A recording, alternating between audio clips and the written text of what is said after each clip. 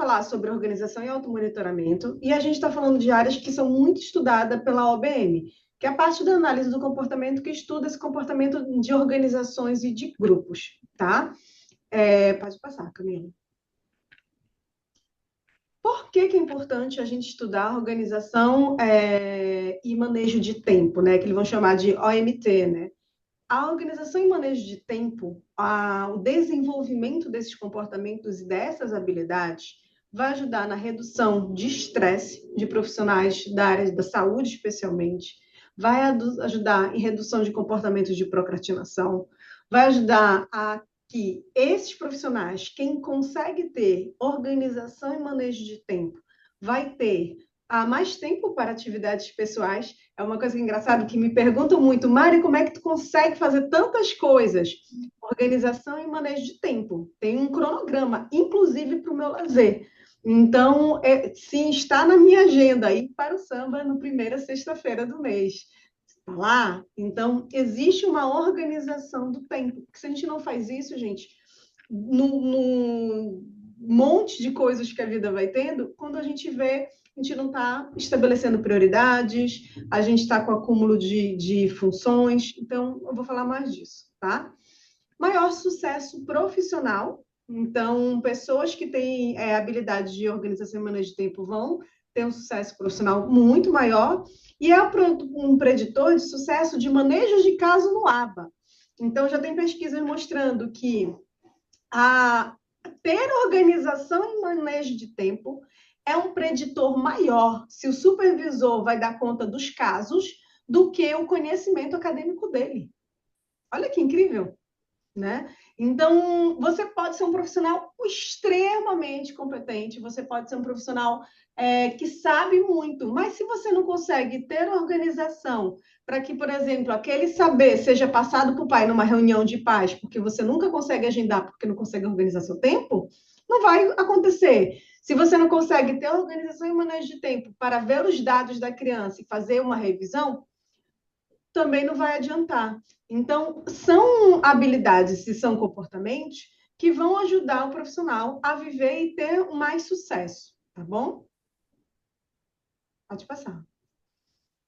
Como toda área, gente, fazer isso vai envolver uma avaliação inicial. E aí eu vou falar aqui até uma questão pessoal. Costuma ser aversivo, tá? Por quê? Porque às vezes quando eu vou fazer essa avaliação inicial, eu posso descobrir que tá um caos a minha vida, entendeu? Eu posso entrar em contato com um sentimento de frustração, de que eu não estou conseguindo dar conta, de que tem muita coisa que eu queria fazer e eu não faço, de que eu não estou conseguindo gerenciar os casos com a qualidade que eu queria. E aí, o que eu faço? Não vou entrar em contato com isso, deixa eu fazer outra coisa, né? E aí eu acabo me esquivando muitas vezes daquela situação.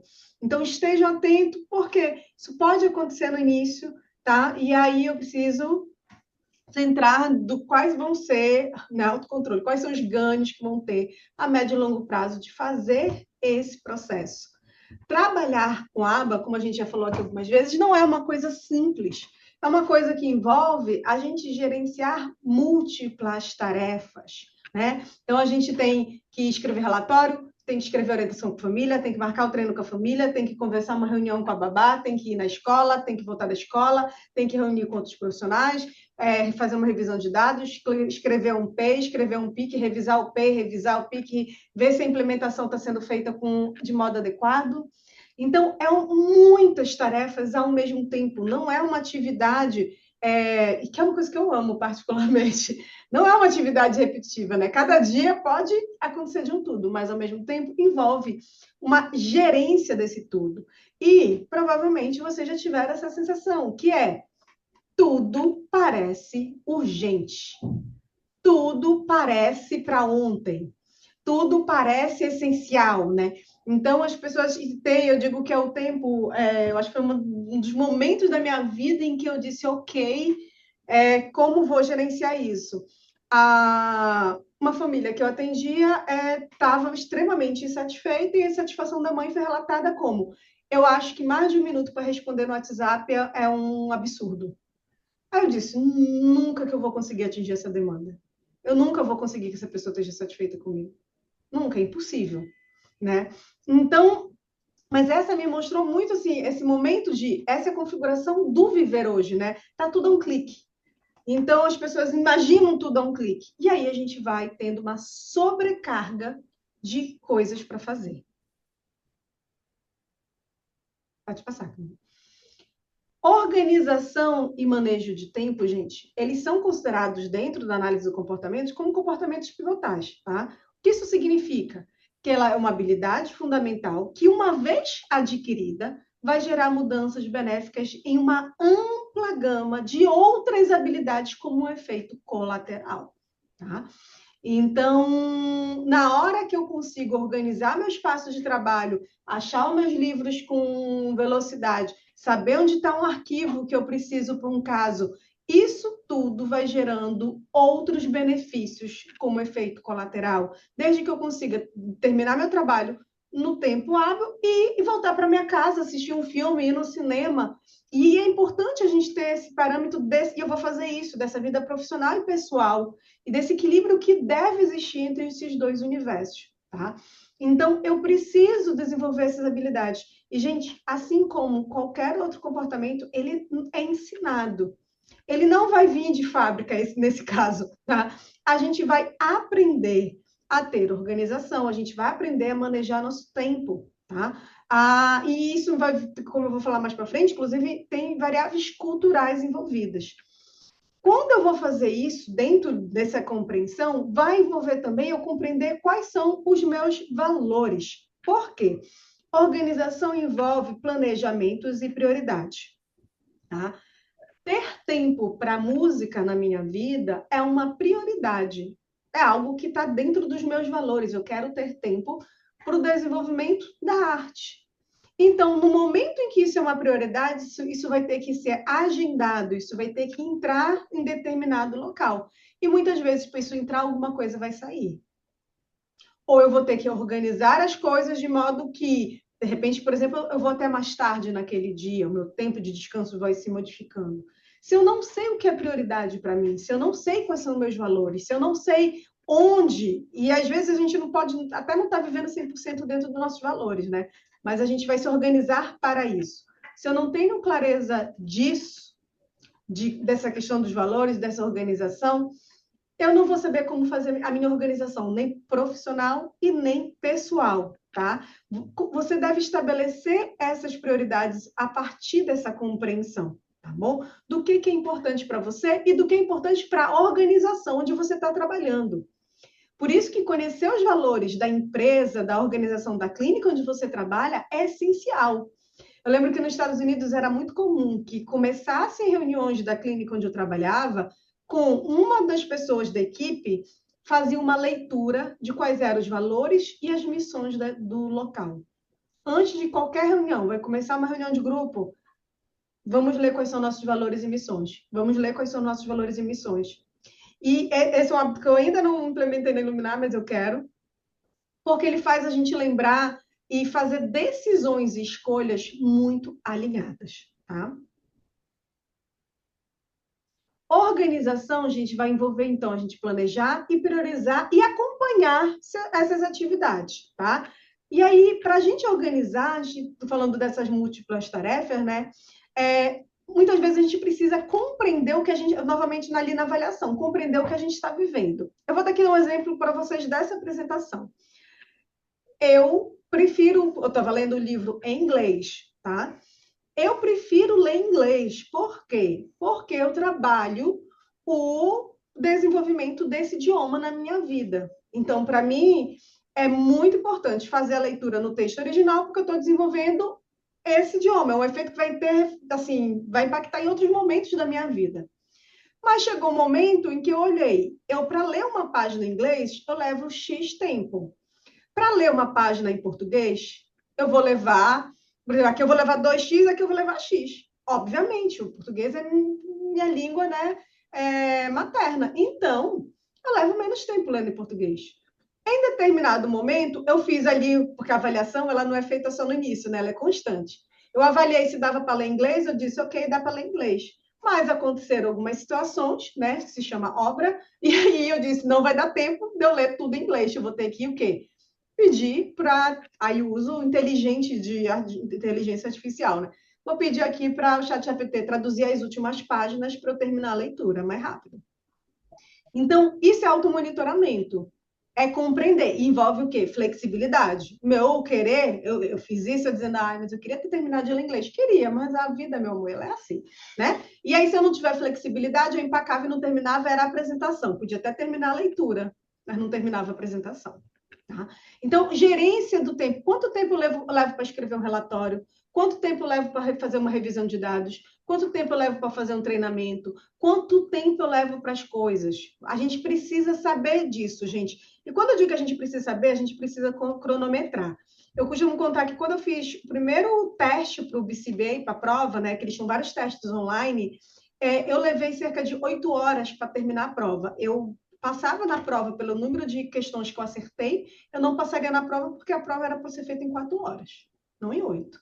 E aí eu disse, ok, eu vou ter que trabalhar tempo de leitura em inglês, tempo de resposta. E aí o meu trabalho para passar na prova não foi de conhecimento. Eu tinha conhecimento antes de chegar nos Estados Unidos, de tudo o que precisava. Mas eu precisava ter esse conhecimento em um outro idioma. E numa velocidade X. Então, quanto tempo? Eu cronometrava. Eu pegava aqui e começava a estudar, começava a fazer a prova com o cronômetro do lado. O que faz você perder o foco? Como eu posso gerenciar o que faz eu perder o foco? Por exemplo, a minha sala, eu tenho muitas interrupções, eu sou interrompida com muita frequência. Isso é um problema seríssimo para mim. Então, em alguns momentos, eu acho legal esse fluxo de busca que se tem para a gente discutir as coisas, mas dependendo da atividade que eu estiver fazendo, Sabrina sabe, eu passo a chave na porta e ninguém entra. Entendeu? E são duas portas, tem uma e tem uma segunda. Não vai. Porque se eu não fizer isso, eu não vou ter produtividade. Se eu não fizer isso, eu não vou terminar uma determinada habilidade. Eu preciso entender quais são os comportamentos ali que vão interferir no meu responder, para poder conseguir ter esse equilíbrio entre vida profissional e profissional, tá? Para eu poder fazer essas questões funcionarem. Então, fase 1, autoconhecimento. Faça uma lista do que é importante para você e que é importante para você. Isso vem da terapia de aceitação e compromisso, e eu amo, tá? Quem você é e quem você deseja ser enquanto profissional. Qual é o seu objetivo ali? Quais são, e estabelecer isso em objetivos mensuráveis, tá? Então, estabeleça objetivos de organizações que sejam possíveis de serem medidos. O meu objetivo é ser um profissional que se destaca pela responsabilidade. Ok, se esse é um valor importante para mim, para eu conseguir alcançar esse valor de ser um profissional reconhecido pela minha responsabilidade, eu preciso o quê? Eu preciso chegar no horário nas reuniões. Isso pode envolver que eu tenha que acordar mais cedo para eu conseguir chegar no horário. Isso pode dizer que eu tenha que mudar alguma atividade minha pessoal, por exemplo, para eu conseguir chegar no horário. Que eu tenha que mudar o horário da reunião e, de repente, dizer, olha, 9 horas eu não consigo mais chegar, eu só consigo chegar a partir de 9h30. Essa é a realidade. Eu preciso estabelecer quais são os objetivos mensuráveis disso que eu quero alcançar, tá? Eu preciso ser capaz para isso, como eu estou colocando, de observar qual é o meu ambiente e como o meu ambiente pode contribuir com esse objetivo. Passar a chave é uma forma de mudar o meu ambiente e contribuir com esse meu objetivo. O que que pode dificultar? Por exemplo, eu posso passar a chave e o celular está fazendo trim, trim, trim, trim, trim, trim, trim, né? Então, como você poderia fazer para estabelecer contingências que lhe ajude a ter uma maior organização, a ter maior planejamento, a ter maior gestão do seu tempo? Quais são as mudanças? Gente, é pura análise do comportamento. Eu vou avaliar, vou ver quais são as variáveis que estão interferindo no comportamento que não existe ainda, ou que eu quero alcançar. Eu vou estabelecer contingências para aumentar a probabilidade daquele comportamento acontecer. Eu vou fazer a implementação dessa intervenção e eu vou estar avaliando se isso está funcionando e fazendo ajustes quando necessário. É análise do comportamento, tá? Então, organização e manejo de tempo envolve comportamentos que devem ser ensinados, gente, pelo supervisor. E aí, quando eu estou numa supervisão em grupo, isso se torna um desafio ainda maior, né? Então, o supervisor precisa estar ali, a gente tem que otimizar ao máximo aquele tempo que você vai ter dentro do grupo. Você tem que chegar para a supervisão em grupo já com o que você quer discutir, que perguntas você tem, Que questões você quer fazer uma discussão em cima? Quais são os vídeos que você quer mostrar para o seu supervisor? Quais são os gráficos que você quer compartilhar com ele? Quando eu chego para uma supervisão em grupo, tendo todo um planejamento e toda uma organização, eu consigo ter que essa supervisão seja muito mais efetiva. E quem vai ensinar isso, né, muitas vezes vai ser o supervisor. Então, gente, para a gente otimizar nosso tempo, vai ser 20 minutos para cada de fala. Cheguem com os dados, cheguem com isso, tragam tal documento. Tem que estabelecer exatamente quais são os comportamentos que, se o supervisor não fizer com antecedência, ele vai ter um maior sucesso daquela supervisão. E uma coisa muito importante, e aí é um desafio, por exemplo, para mim diário, é que você vai ter que cortar muitas vezes a pessoa de gestão de tempo. Né? Numa supervisão um para um, você já tem que fazer isso. Por quê? Senão você passa, às vezes, horas num caso só. E aí, como você passa horas num caso só, você não vê outros casos que são importantes também. Então, se isso está acontecendo, é um alerta para a gente pensar: eu preciso continuar trabalhando a gestão do tempo. Então, como é que eu faço para que o tempo case dentro daquilo? Que as informações, muitas vezes, elas sejam mais diretivas para aquele momento, para o que se precisa fazer, que não se vagueie tanto, né? Ainda dentro do planejamento, gente, e isso também é planejar, a gente muitas vezes vai ter que aprender a dizer não. Eu acho que essa é uma habilidade importante quando a gente fala de autocuidado, e eu acho que é uma das habilidades mais importantes na vida, né? E é difícil pra caramba. Ou coisinha difícil a gente dizer não. É, inclusive porque muitas vezes a gente não é que a gente vai ter que dizer não para aquilo que a gente não quer, para aquilo que é chato, para fazer o trabalho do outro. É que a gente vai ter que dizer não para coisas que são incríveis, para coisas que são muito legais, para coisas que a gente queria muito estar fazendo, para coisas que a gente queria muito desenvolver. E a gente vai ter que dizer não, tá? E por quê? Porque eu preciso, quando eu tenho automonitoramento, quando eu tenho autoconhecimento, eu consigo olhar por um momento e dizer, eu não dou conta de fazer isso agora. Exemplo, eu queria o quê? Eu queria fazer curso de teatro agora no segundo semestre, tá, gente? Nossa, tava louca para fazer um curso de teatro. Não tenho como. Porque eu aceitei dar aula em duas especializações. Ou eu faço teatro, dou aula nas especializações. Aqui entrou numa questão de prioridades. O que é prioridade para mim hoje? Hoje, para mim, voltar a lecionar é algo que eu quero, está dentro atrelado aos meus valores de comunidade, de transmissão de conhecimento, de conexão com a ciência, e na balança isso é prioridade sobre o teatro vai ficar para outro momento. E tudo bem, tá? Então, como eu vou balanceando, né? O que eu vou estabelecendo ali e o que eu vou ter que dizer não na vida, tá? Identificar o melhor momento do dia para cada tarefa. A gente sabe que é um detalhe que faz completamente. Exatamente, a Sabrina, nem fala, turma de choro do violão, eu também disse esse não. Mas a gente vai rolar, em algum momento vai rolar. Porque agora a gente está nesse foco do profissional, desse desenvolvimento. Isso também é importante, tá, gente? Não é uma coisa, uma linha reta. Tem momentos na minha vida que as minhas prioridades profissionais vão ser maiores do que a pessoal. Tem momento em que a pessoal vai ser maior do que a profissional. E eu vou ajustando de acordo com isso. Por isso que o automonitoramento é fundamental. Tá? Identificar o melhor dia para determinadas tarefas. Pela manhã, na Iluminar, por exemplo, é muito mais tranquilo, a gente tem um número muito menor de clientes. Isso faz com que amanhã seja um momento muito mais produtivo para eu escrever. Pela tarde, tem muito mais clientes, muito mais pessoas, é um entra e sai, eu vou me distrair muito mais. A atividade que exige uma concentração de escrita não vai funcionar bem. É isso. É eu entender qual é o melhor momento para determinadas atividades, e isso é individual, tá? E, por fim, identificar questões culturais, gente. O que é que significa isso? Por exemplo, a gente tem um péssimo hábito da cultura do atraso no Brasil, que eu detesto. Você viu que eu disse ali, 5 minutos a gente começa, 5 minutos a gente começou. Mas é uma variável cultural. Às vezes você tem que planejar, eu digo que às vezes eu planejo o atraso das pessoas para eu não me aborrecer. Então, eu já marco um horário pensando que vai começar outro, que aí fica tudo bem, entendeu? Mas existem variáveis culturais que a gente vai precisar identificar e, de acordo com cada região do país, vai ser diferente, tá?